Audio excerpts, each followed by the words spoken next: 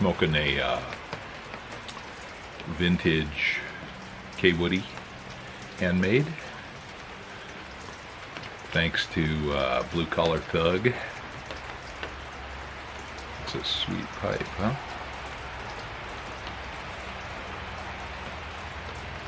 Surprisingly large. From what exact era, I don't really know. But, yeah. Cat's down here. Maybe she'll come up in my lap, I don't know. So I'm sitting on a Swedish three-legged stool. It's a collapsing stool with kind of a mesh seat. Compact's really small. Called a walk stool. And I'm just trying to find a position of comfort here where I can sort of sit without being in an Adirondack chair, which doesn't feel that good on my back. So this is sort of an upright, spine straight kind of a sitting position. So seems to be pretty good. Gives me a little relief from standing, because my back is kind of getting worse. So, you know, they can tell what part is numb by what vertebrae are affected in your spine. So I was in the lower lumbar region, like 2 to 5, L2 to L5, and it's kind of moved down into the sacrum, which is below the lumbar. It is just a really weird sensation to. My left foot has been numb for a while, but my left leg. But then my butt gets numb, and then my nethers get numb. I mean, that's just weird. It just feels weird. So I saw my pain doc, and we're gonna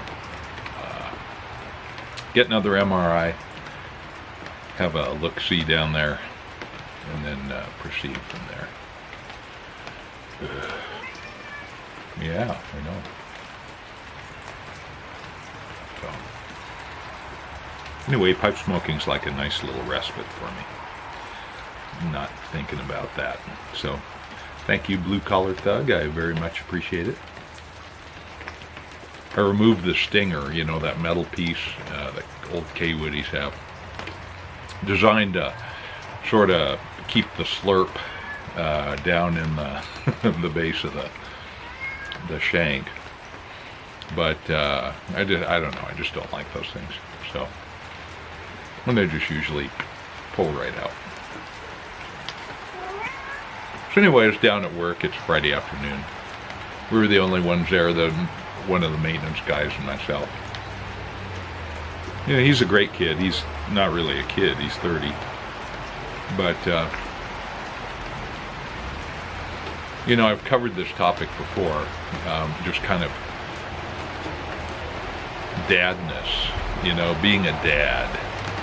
And I'm not actually a dad. I almost was. Wish I would have been. But, you know, you can be a dad kind of to everyone around you. Be a dad influence.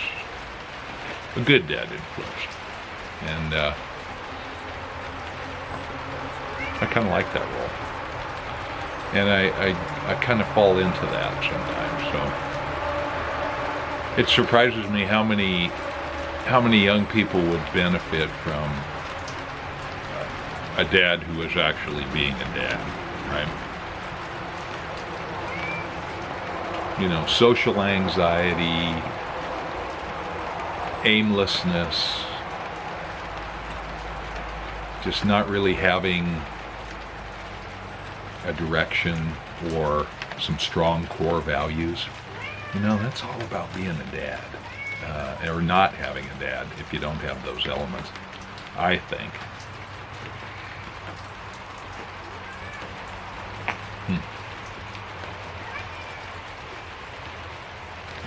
Moms are really important to you. Critical.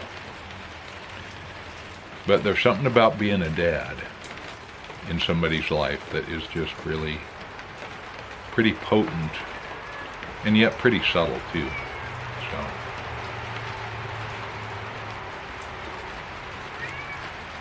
So it's a rainy evening. Yeah, I know. You're sure talkative.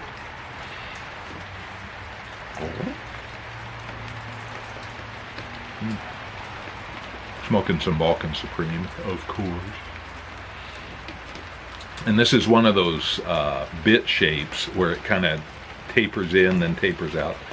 Where the, is it going to focus on? There we go.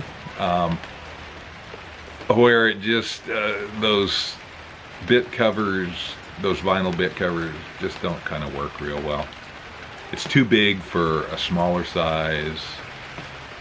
The taper kind of gives it a little slop. I don't know. I may have to remove it. But I just like that kind of soft bite. Soft but firm.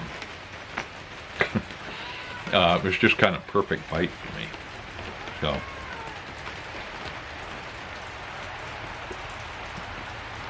Anyway, this kid at work, this maintenance guy,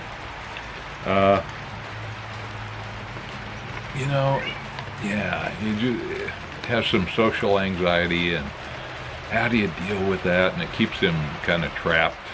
I don't know. Wow. You just got to know who you are. And you do that by trying things out and making mistakes and saying, ooh, yeah, that doesn't work for me. Or, that's pretty good. I kind of like that. Or I like this element of it.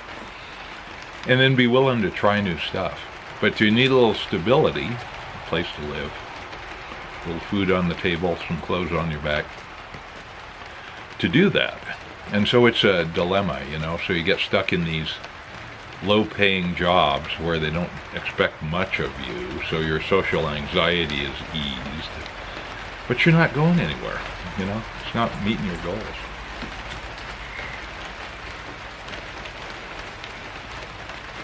I'm big on talking. I think talk therapy has a lot of value. So, and obviously so do you. So, so that's one way to just kind of be a dad, is be somebody can talk to, Because they work it out for themselves. They're not asking you for advice.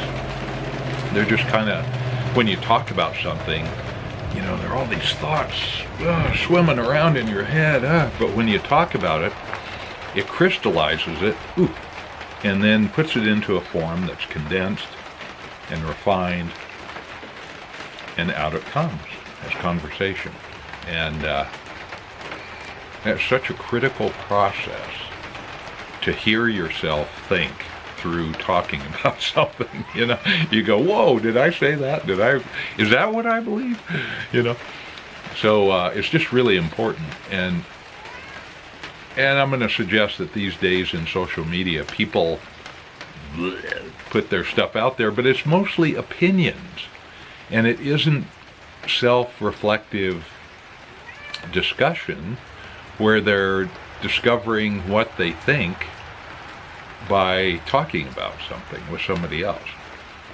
It's social media is seems like more of a position paper. Boom, that's what I think. Boom, and it's a very different process.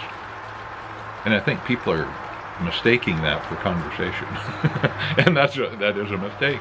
It is a mistake.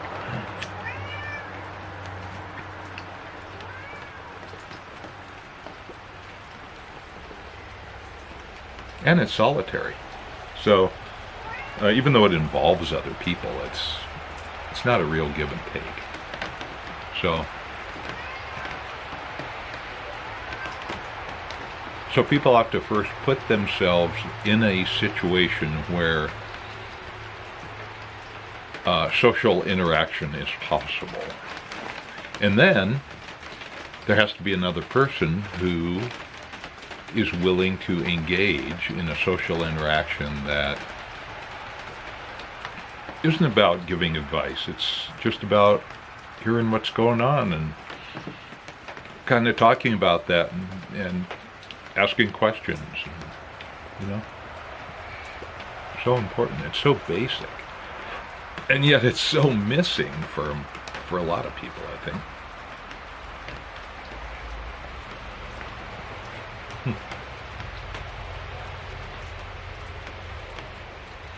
So I'm drinking some of that hops tea, if you will. I just get a big saucepan. There's a bunch of shit floating around. Well, that's an ash. I must have blown out when I was talking. And a hair. Looks like a cat hair. Okay, what else is in there? So, normally I drink this cold. I made a little bit over lunch today, and so it's still warm. Which is kind of nice. So I sweetened it a little bit.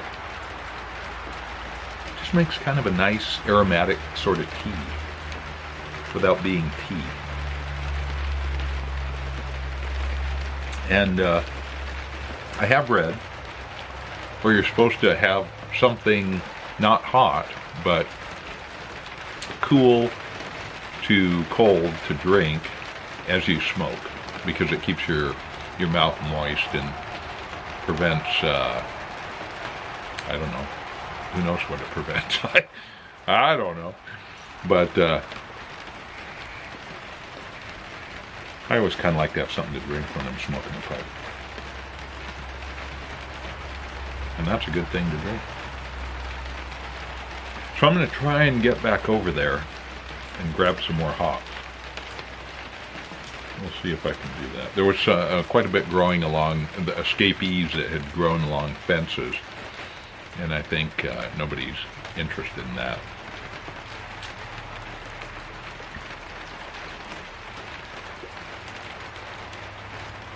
But dang, it's 5 hours over there by driving. It's a considerable distance. I did a 3-day trip last time, and that was, you kind of need a day of rest between the drives. I mean, some people are good for driving, I don't know, 12, 14 hours a day, whatever, but I'm not. And tonight, this rain is part of a droop of cold air up in the atmosphere, so it's snowing up on the passes. Seems too early, but oh well.